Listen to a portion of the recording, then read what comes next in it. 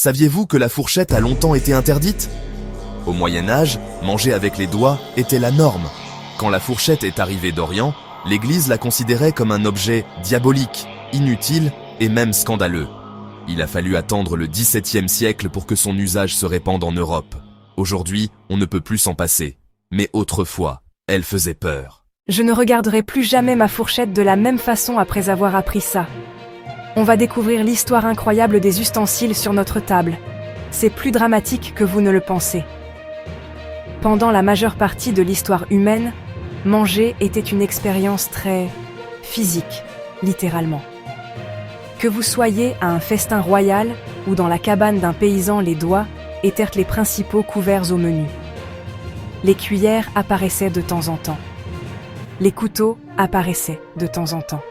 Mais surtout pour servir, pas pour manger. Puis, la fourchette est arrivée.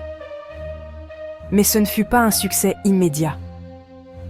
Dans l'Europe médiévale, quand les fourchettes en métal ont commencé à apparaître, elles ont provoqué un véritable tollé, surtout chez les chefs religieux. Certains les ont même qualifiées de « dents diaboliques », affirmant que seules les mains de Dieu devaient toucher la nourriture. Les gens pensaient que les fourchettes étaient bizarres. Les gens pensaient qu'elles étaient inutiles. Les gens pensaient qu'elles étaient peut-être même pécheresses.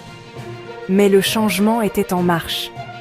Alors que le commerce et les voyages apportaient de nouvelles saveurs et de nouvelles coutumes, les fourchettes ont lentement gagné des adeptes, surtout en Italie, où les pâtes rendaient le fait de manger avec les mains un peu salissant.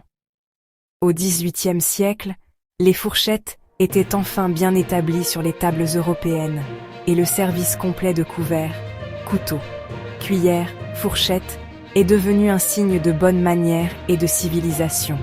Aujourd'hui, on ne réfléchit même plus avant de prendre une fourchette, mais chaque fois que vous en prenez une, vous tenez entre vos mains des siècles d'histoire et le récit de la façon dont quelque chose d'aussi simple que manger peut provoquer de grands changements culturels.